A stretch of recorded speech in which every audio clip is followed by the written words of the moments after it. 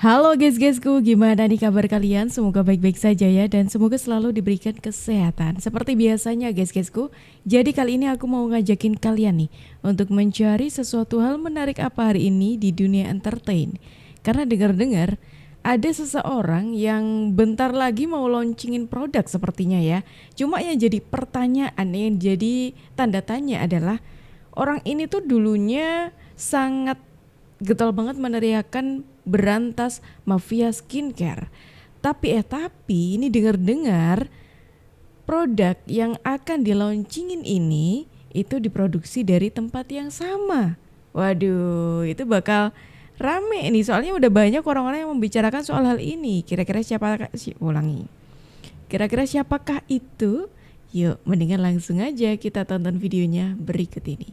Mencoba memframing A, I, U, E, O ke yang kambing lah, yang inilah.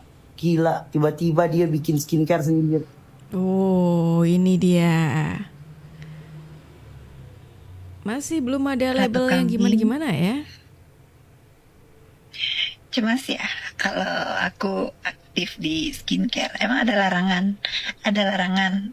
larangan emang orang nggak boleh bikin skincare lah. Nepos, tolong ya dokter bilang ya itu kamu melanggar sama doktif loh ini ya. aturan Badan POM loh. Baru kemarin Fitri Salhuteru ramai-ramai teriak soal mafia skincare.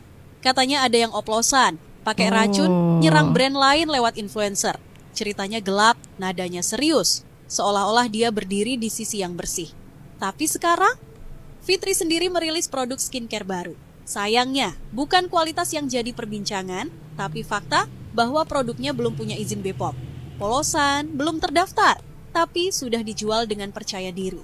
Dan lebih lucunya lagi, pabrik yang memproduksi produknya disebut-sebut masih dalam lingkaran yang dulu ia hujat habis-habisan. Dulu katanya lawan mafia, sekarang malah numpang jualan di dapurnya.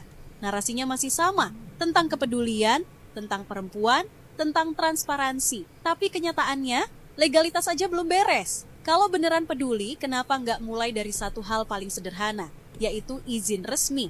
Publik sekarang nggak butuh drama tambahan, cukup data, kejelasan, dan konsistensi. Karena kalau skincare-nya masih abu-abu, dan niatnya juga abu-abu, glowing yang ditawarkan cuma di medsos, bukan di kenyataan.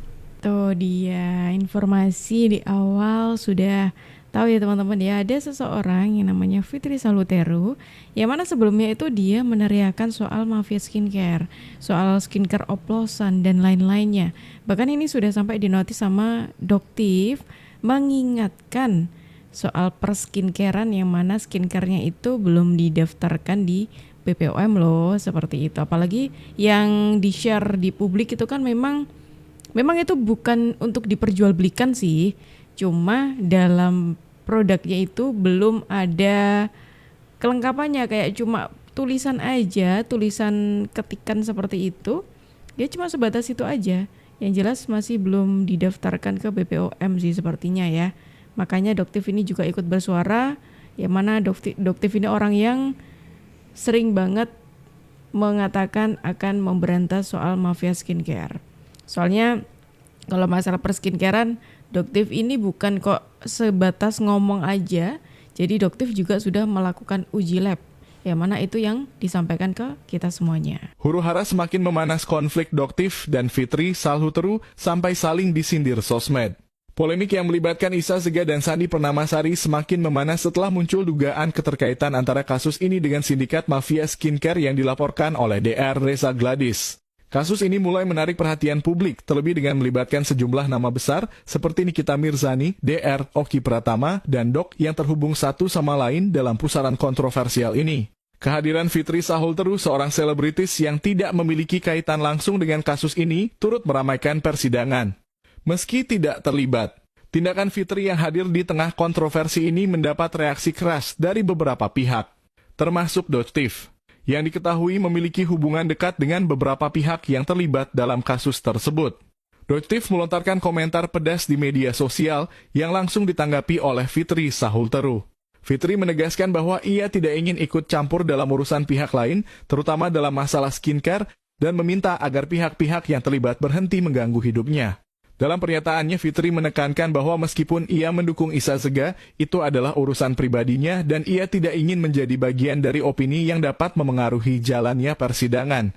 Di tengah persidangan, Fitri juga menyoroti kesaksian yang dianggapnya terlalu beropini dan tidak berdasarkan fakta. Salah satu saksi yang memiliki hubungan dengan sindikat mafia skincare disebut ia memberikan pernyataan yang terlalu subjektif dan bisa memengaruhi proses hukum.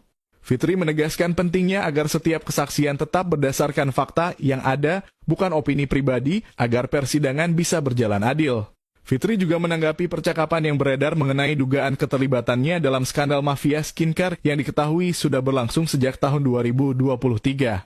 Ia mengungkapkan bahwa ia sudah mengetahui siapa yang terlibat dalam peristiwa ini sejak awal, namun memilih untuk tidak terlibat langsung dalam urusan tersebut. Ia juga menyoroti bagaimana dirinya menjadi sasaran buzzer yang terus menyerangnya di media sosial. Fitri mengimbau agar masyarakat tidak mudah terpengaruh oleh opini yang sengaja dipasang oleh buzzer yang beredar di dunia maya. Melalui semua ini, Fitri Sahulteru menegaskan bahwa ia hanya ingin melihat jalannya persidangan berjalan dengan adil. Ia mengingatkan agar publik memahami perbedaan antara mengingatkan dan menyumpahi seseorang seperti dalam kasus Isa Sega yang dituduh menghina anak orang lain. Fitri mempertanyakan apakah benar Isa Sega telah menghina ataukah hanya memberikan pengingat untuk berhati-hati bagi siapa saja yang sedang mengandung. Dengan semakin berkembangnya kasus ini, banyak pihak yang berharap agar proses hukum dapat mengungkapkan kebenaran dan membawa keadilan bagi semua yang terlibat, tanpa adanya intervensi atau opini yang mengarah pada kesimpulan yang salah.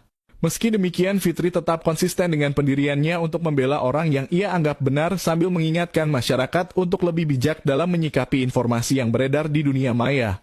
Oh, emang kalau masalah perskincare tuh kayaknya bakal panjang ya teman-teman. Soalnya orang-orang yang tadinya menyuarakan soal mafia skincare dan kawan-kawannya itu jadi nyemplung lagi gitu loh.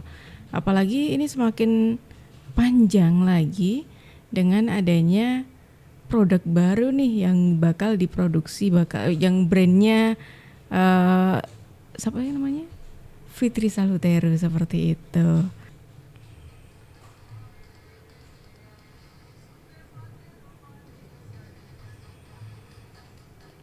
Nah, kan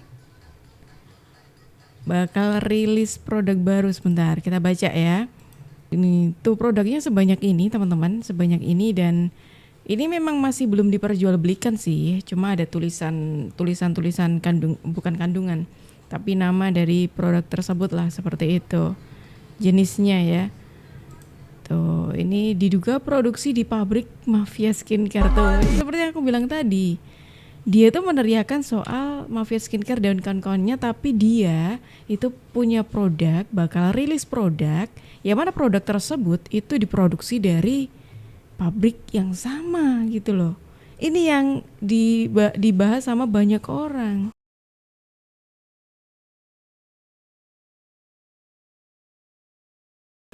Lalu katanya beredar chattingan aku berantem sama suamiku. Aku sih nggak merasa ya pernah ada chattingan itu. Oke. Kurang sadis kalian ngarangnya. Coba ketik-ketiknya yang sempurna dong. Apa kalian aja lah, yang penting aku sama suamiku ada di rumah ini. Oke, jadi selain masalah perskincarean, ternyata pemberitaan mengenai Fitri Sahulteru ini ada lagi teman-teman, yaitu soal masalah rumah tangganya. Yang ini katanya sih ada chattingan yang beredar gitu ya di publik mengenai chatannya dengan suaminya, yang mana dari isinya itu kayaknya berantem seperti itu. Dan kita sudah tahu lah ya teman-teman, permasalahan rumah tangga Fitri Sahulteru ini, permasalahan soal perselingkuhan juga belum selesai seperti itu. Dan tambah lagi muncul chat seperti ini. Tapi ini sempat ditepis oleh Fitri Sahulteru, katanya rumah tangganya baik-baik saja kok seperti itu. Ya semoga sih baik-baik aja ya. Chat WA ini, Fitri ini chatnya Sahulteru dan ini cukup panjang ya. Ini chatnya, tidak mungkin sepertinya aku baca satu-satu gitu chatnya ya. Cencen Kurniawan bocor bukti bahwa drama rumah tangganya ternyata lebih panas daripada skenario sinetron yang ia ikuti. FS, si drama hopper yang selalu ada di setiap konflik orang lain, kini malah jadi bintang utama di kisahnya sendiri. Dari perselingkuhan sampai skincare abal-abal, ia selalu muncul. Bukan sebagai pahlawan, tapi justru bahan bakar keributan. Gak usah gaduh pokoknya, apapun yang terjadi di Huru Hara Skincare ini, mudah-mudahan segera landai, segera kalian tuh bisa berjualan lagi, nggak usah lagi saling-saling menjatuhkan ya. Netizen sempat mengira ia pejuang, tapi fakta berbicara. Rumah tangganya berantakan, tapi ia sibuk mengurusi drama orang. FS, jika tak bisa membereskan hidup sendiri, jangan harap dunia akan memujimu sebagai korban atau pahlawan. Awal-awal gua unfollow dia tuh. Oh, ini menarik nih. Ada Nyai Nikita Mirzani, teman-teman. Si suami istrinya, nggak lama anaknya ulang tahun karena satu sekolah. Ya kalau gua kan orangnya sebagai orang tua, ya kalau gua gedek sama, misal kalau gua gedek sama orang tuanya, ya gua nggak akan campur adukan sama anak. Pertama karena satu sekolah, kedua urusan orang tua bukan urusan anak-anak. Terus anaknya ulang tahun karena satu sekolah dan temennya sama. Aska minta izin, bilang gini, Ami, boleh nggak aku ke ulang tahunnya si anaknya nenek Fir'aun? Ya gue sebagai orang tua bilang, ya boleh lah, masa nggak boleh? Datanglah anak gue ke sana, ditemenin sama satu pembantu gue yang ada di rumah. Lu tahu anak gue ditaruh bangku paling belakang dan duduk sendiri. Ya, nggak ada urusan sama anak gue. Kenapa anak gue lu bikin nangis? Kenapa anak gue lu kucilkan, lu taruh di bangku paling belakang, lu pisahkan sama teman-temannya? Anak gue kan sekelas sama anak lu, monyet. Dan teman-temannya sama semua. Lu pikir orang tua murid itu gak ada yang punya mulut, gak ada yang ngadu ke gua? Ya ngadu lah. Lu tuh gak ada dilihat sama orang-orang. Buktinya kemarin lu ke acara orang penting aja, lu ditaruh di tempat duduk paling belakang. Lu rasain gimana rasanya itu, ha? Ditaruh lu di duduk paling belakang, di meja paling belakang dekat pintu keluar, gak ditegor sama sekali sama orang, gimana rasanya? Lu yang sampah. Sekarang Tuhan ngebalesin apa yang udah lu lakuin. Nenek Fir'aun yang durhaka sama ibunya. Oke, gini teman-teman. Jadi selain masalah-masalah itu tadi, memang kalau kita melihat sosoknya Fitri Salhuteru ini dulunya, kalau kita coba lihat rekam jejaknya, dulunya ini deket banget sama seorang Nikita Mirzani. Cuma ya karena sesuatu gitu ya, ini makanya persahabatan ini pecah gitu teman-teman. Dan ternyata ini terkuak bagaimana perlakuan Fitri Salhuteru ke anak dari Nikita Mirzani yang katanya ini bisa dikatakan membuli anaknya gitu, karena bukan membandingkan sih, membedakan anaknya Nikita Mirzani dengan teman-teman anaknya Fitri Salhuteru cukup berbeda gitu loh teman-teman. Dan dari situlah itu yang membuat Nikita juga ikut naik gitu. Dan apalagi kalau kita lihat lagi rekam jejaknya seorang Fitri Salhuteru, itu Fitri Salhuteru sempat diisukan juga sebagai dalang di balik sikapnya Loli yang melawan Nikita Mirzani. Saya manusia biasa juga. Saya juga nggak mau dibilang di pikiran orang itu saya memperburuk keadaan ibu dan anak. Kalian catat semua, bagaimanapun hubungan saya dengan Nikita, saya tidak pernah punya masalah sama Nikita. Tetapi Loli itu udah saya anggap anak kecil. Dia memang bersalah, tetapi dia tetap anak kecil. Dia tetap anak kecil yang masa depannya panjang. Bayangkan kalian kalau seusia dia dihujat seluruh Indonesia untuk itu anak keluarga saya seperti itunya.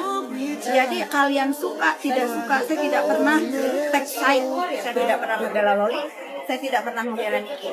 Tetapi saya melihat bahwa bagaimanapun Loli itu pernah dekat dengan saya. Tolong nih kalian yang manusia-manusia dewasa, dijagalah mulutnya. Ini akan terjadi, amit-amit jebang bayi ya, kalau ini terjadi di hidup kalian, itu bagaimana? Kalian suka nggak suka, saya tidak membela ya, saya tidak membela salah satu pihak. Saya menghimbau sebagai orang yang pernah dekat dengan keduanya, tolong masalah ibu dan anak ini janganlah ikut-ikutan membuli. Karena kalau kalian membela ibunya, anaknya akan dihujat. Membela anaknya, ibunya akan dihujat. End of the day mereka itu ibu dan anak. Jangan dikomorin, itu aja ya. Tapi setelah kejadian ini, masalah ini dibully gitu, jadi membuka komunikasi lagi nggak sih dengan Anissa gitu? Apalagi nama satu kan terbawa di sini. Saya nggak merasa, saya tidak merasa perlu harus membuka komunikasi bla bla bla ini, itu nggak perlu. Saya cuma melihat masalah ini, masalah ibu dan anak. Kalau misalnya ada yang menggiring opini A, B, C, saya tidak peduli. Ya sekarang kalau misalnya ibunya atau anaknya merasa merasa nanti waktunya mereka harus baikan, ya udah akan. Ini Allah ini maha segalanya, maha membolak-balikan hati manusia. Cuman kalau kalian nih netizen Indonesia yang budiman, kalau kalian mau komentar masalah apa terserah deh. Tapi kalau masalah ibu dan anak, ya menurut saya ya punya nuranilah sedikit, jangan dipanas-panasin. Namanya ibu ada marah sama anak, anak juga ada marah sama ibu, itu biasa. Itu Musuh yang paling menakutkan adalah kawan yang menikam dari belakang. Apakah kalian sepakat dengan komentar tersebut teman-teman, melihat informasi kita dari awal sampai akhir tadi? Coba silakan tulis di kolom komentar ya. Dan teman-teman semuanya, terima kasih banyak karena kalian sudah menemani aku dari awal sampai akhir. Aku Jup pamit undur diri, sampai jumpa.